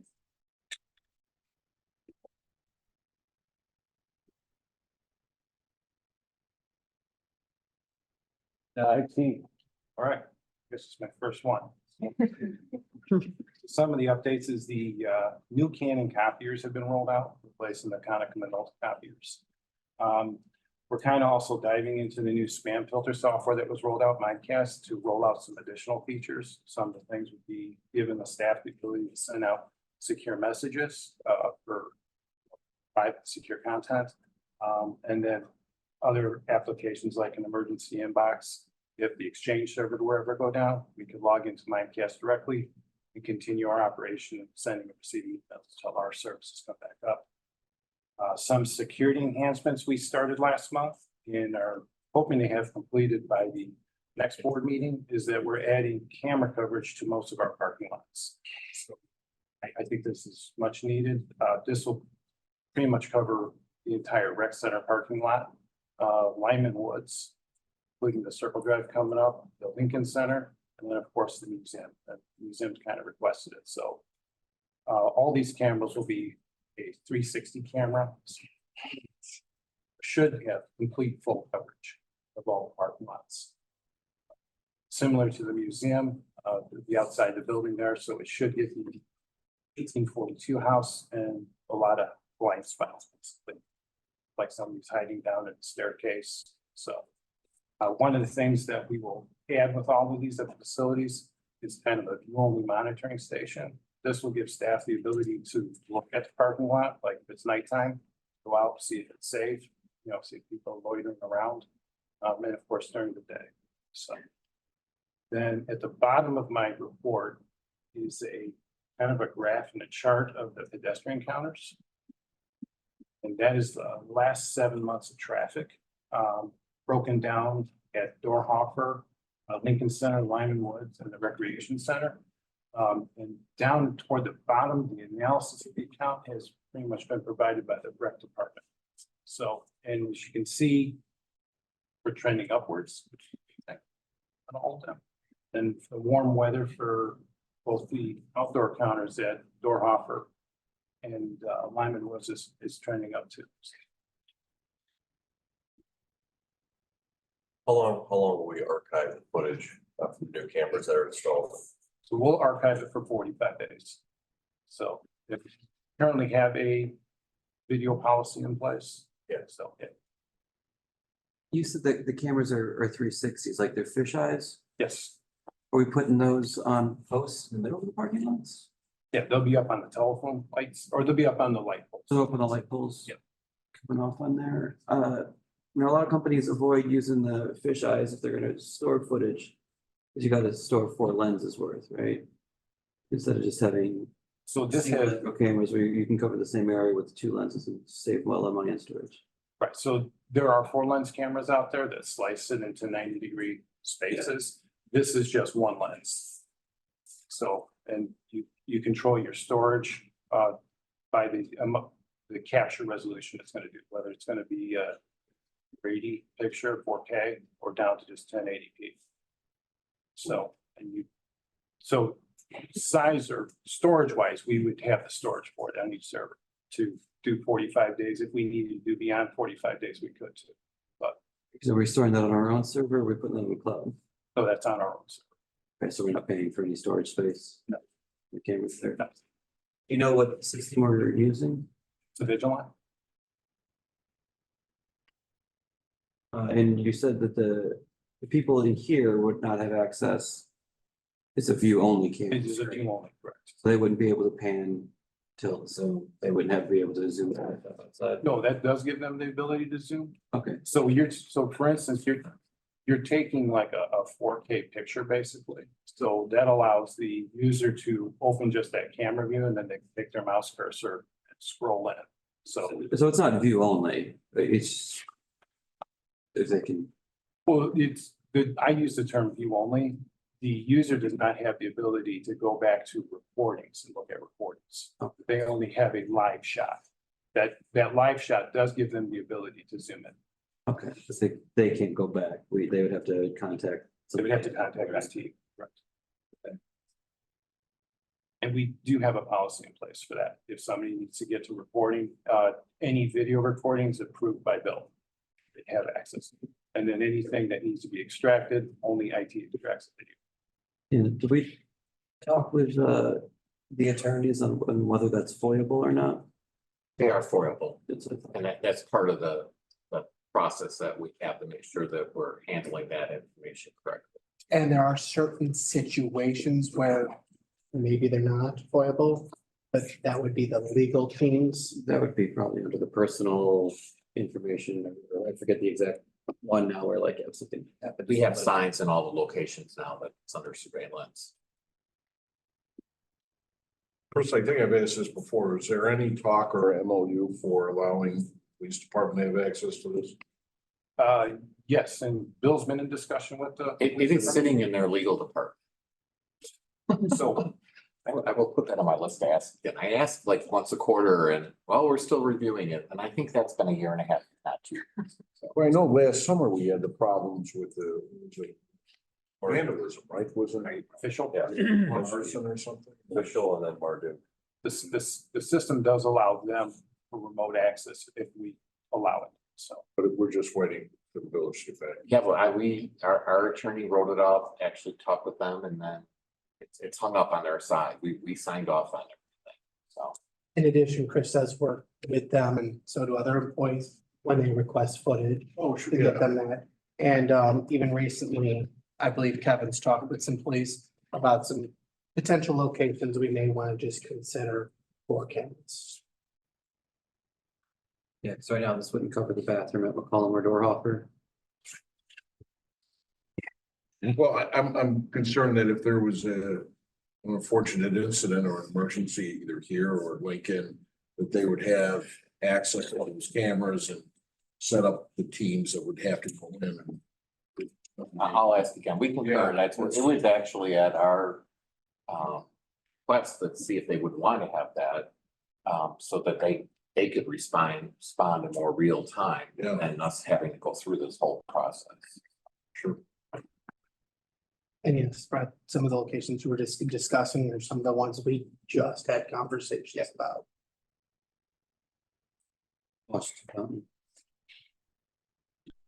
think that was our first trail cam, was just about it. It was. Yeah, but that's close to homes. I'm sure people don't want these things being able to see in their yards. Right, we're not concerned at the locations that we're talking about now. Not gonna see it in our neighbors' yards. Kind of yes and no, but the camera view itself would not, the resolution wouldn't get that far out to somebody else's yard. Just sure people don't want activities in their backyard or front yard for that matter being recorded in a foyable way. Sorry, I paused, because when you think about that, I'm thinking of all the camera views out there. We cannot see into somebody's yard. What we could also do is we could set up masking in the camera, so if we did have a situation like that, if the camera could see the yard, the camera would not record. It's a motion event in somebody's yard, and then it could just be masked out. Oh, this would be set to motion and not gonna be running all the time. Right, they're emotional. Motion. If we ran them all the time, you'd have 5-6 days of video. Well, that's the kind of video I'm used to having to save, that this is the 24 hours, so it gets really expensive really fast. But helps a lot with that. You can take a look to make sure all the angles are at the appropriate level. At last check, there is no private citizen's yard being captured from it. Yeah, my business is forced to do 24-hour reporting, whether there's motion or not. Make it.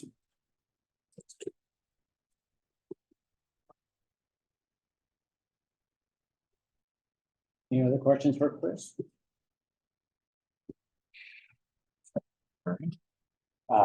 C-SPAR, in your packet, the C-SPAR board had asked the C-SPAR staff to start providing on more of a quarterly basis, not just annual, different data points. And so once I get those, I'm gonna share them with the board as well. So, and just gives you an idea of how many participants we have and frequency and usage in that. I've always kind of tried to follow those, particularly on that annual basis. It's amazing to me how, based on the size of the community, we are the largest community in the cooperative. But our percentage of size, we track really close, and all the communities just naturally track very close. It always seems to come out that way. So I'll continue providing that with you just for informational purposes.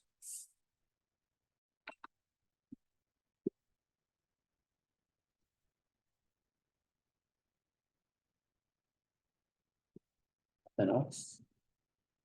We can move on then to year-end review. Thank you. Once a year, we do a year-end review. Usually happens this time. We've tried it in a variety of different ways. We kind of had it broke up in different presentations, and we have to be ordering in breakfast tonight. So we've tried to make it a little more efficient. So I believe in front of you is the annual report that Dawn and her team put together with all the information from all the staff and all the different departments. And we've provided you in your pack the individual reports, but how long is it now? 10 minute video. that is covering all of the entire district with all the departments. And starting tomorrow, we will push that out to the public, so. We have 3D glasses.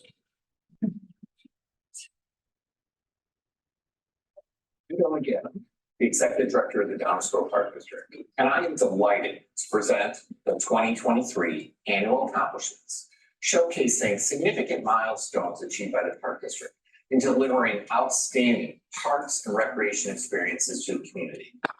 This year marked a period of significant progress and engagement with record level participations and a series of notable achievements. Overall participation in recreation activities surged, with 31,485 total participants engaging in 2,200 programs. The introduction of 101 new programs, including the innovative Lincoln Learning Center Nature Play Combo Class, a first ever offering for preschoolers. Here at Lyman Woods, staff welcomed 8,300 participants to our nature programs.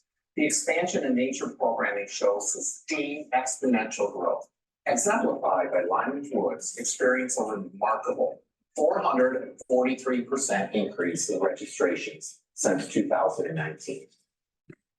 Dedicated to transparency, we introduced a new board information portal on the district's website, offering the community easy accessible board documents. Live board meetings are available for public comment and interaction via Zoom, a first for the community at Downers Grove. We also have this viewable later on YouTube. With the use of education, communication, and empathy, Downers Grove Park District aims to cultivate an organization that welcomes and values our differences. The new Diversity, Equity, Inclusion Committee initiated the district's first DEI policy, taking swift action. Website improvements, including Google Translate and an accessibility widget, aim to enhance inclusivity, catering to individual needs and disabilities. To address socioeconomic factors hindering participation, our financial assistance program underwent a substantial revamp in 2023.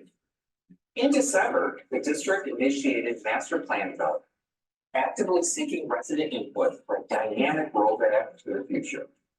Anticipated in 2024, the finalized plan will guide enhancements of parks, open space, amenities, facilities, and recreation programs to meet evolving community needs.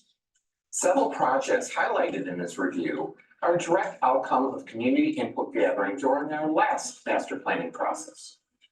Residents shared their desire for enhanced walking paths, expanded opportunities for pickleball, and the addition of a water-based attraction. We are pleased to offer these new and improved amenities with the full completion of the McCollum Park Improvement Plan. At McCollum Park, an extensive improvement project was completed, phased opening, first with the widening and resurfacing of the perimeter pathway. Renovated sports courts opened last summer, featuring energy-efficient LED lighting and comprising of 8 dedicated pickleball courts and 3 tennis courts, an additional convertible court space for tennis and pickleball. Adventure Falls Spray Ground and Mini Golf provide a diverse recreational haven for the community. Spray Ground features 3 dynamic spray areas designed for various age groups. Comfortable lounge chairs and covered seating will provide spots to unwind. To enhance our parks and open spaces, improvement projects were completed throughout the district. 6 replacement park entry signs and 27 mini park signs were installed. Invasive plants, trees, and shrubs were removed from Wallingford, Dorhopper, and Whitlock parks, in addition to the Belmont Prairie Buffer, where controlled grazing assisted with clearing approximately 6 acres of growth. To increase the diversity and resilience of the district's urban forest, 67 trees were planted. On Arbor Day, 400 seedlings were distributed to local residents to plant in their own landscape, and first graders from Whittier School planted 2 red oak trees at Patriots Park. In addition, Patriots Park received a $10,000 ComEd Green Regions grant for the pollinator habitat restoration. The project involved planting native vegetation to enhance wildlife habitat, benefiting pollinators, enhancing aesthetics, and reducing mowing needs around our town. Aesthetic improvements were completed at the Lincoln Center. On the interior, the flooring was refinished on the auditorium stage and in room 404. Room 202 received a fresh coat of paint, plus all new flooring and blinds. On the exterior, doors were fitted with access controls, and an unneeded exterior staircase and doors were removed and replaced with windows. Adjacent to the Lincoln Center, renovation plans for Constitution Park were developed. The district was awarded 3 separate grants for this project, which will feature a uniquely designed playground featuring wheelchair accessible ramps and sensory experiences to enhance inclusive. Celebrating its 20th anniversary, the Recreation Center received the replacement of 16 HVAC units and controls, as well as a new long-lasting roof.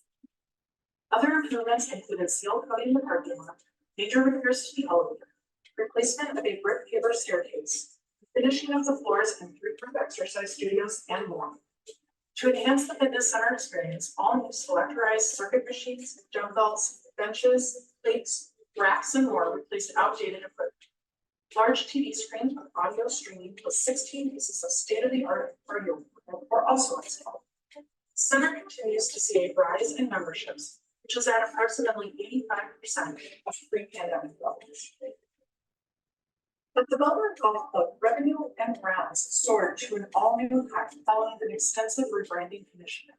Previously known as the Downers Grove Golf Club, the course was renamed to its 1899 historic name of Belmont Golf. Rebranding included the development of a new logo, website, and signage, extensive marketing and PR efforts, and a grand opening celebration on May 20th.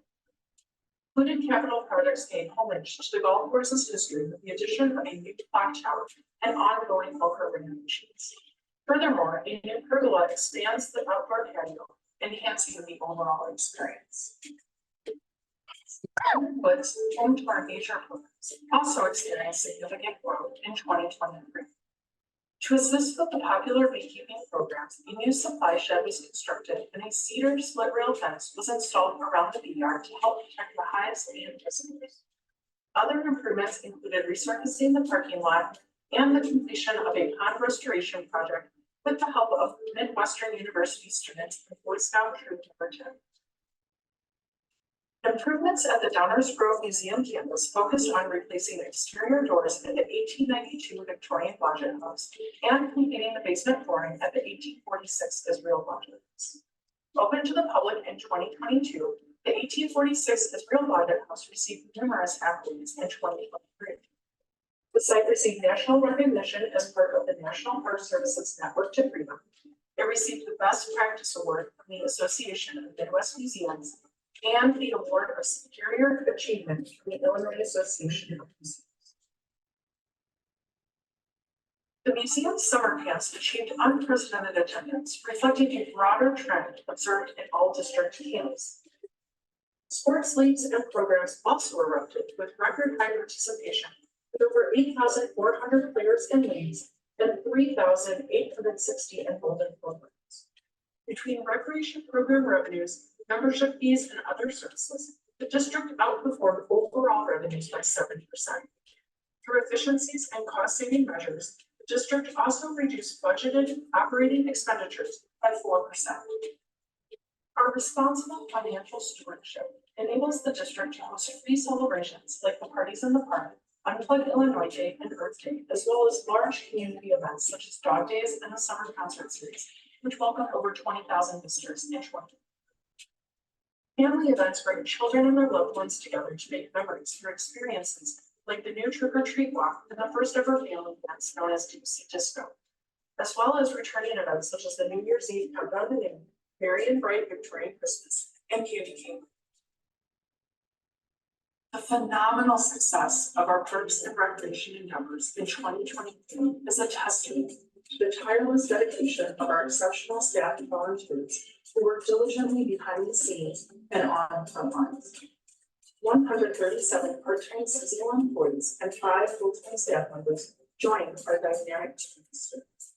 777 volunteers contributed an impressive 12,198 hours of service at the museum, Lyman Woods, and our parks, or served as coaches in our youth sports leagues.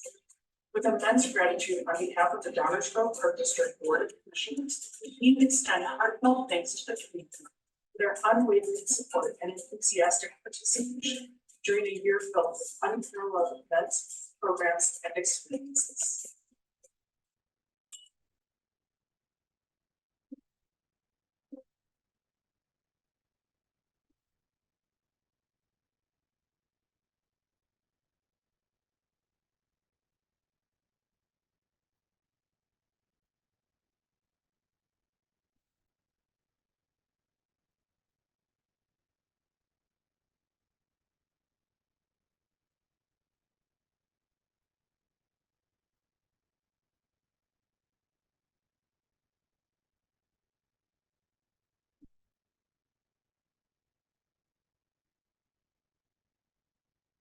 Good job.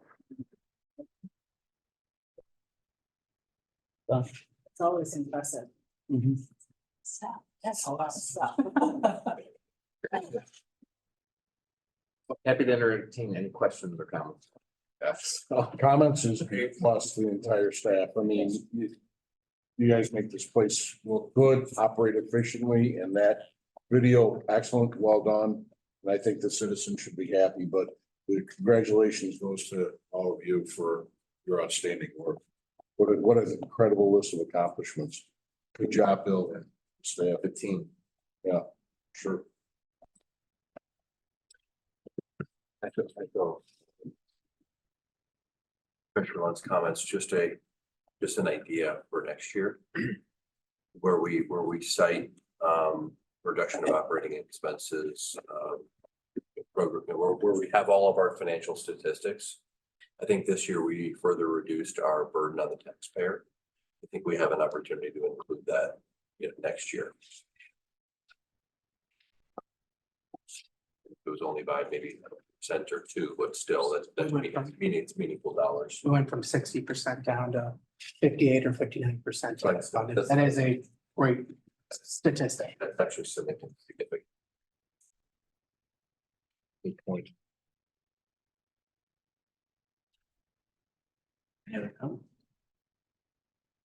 Well done, officer. Thank you. Impressive.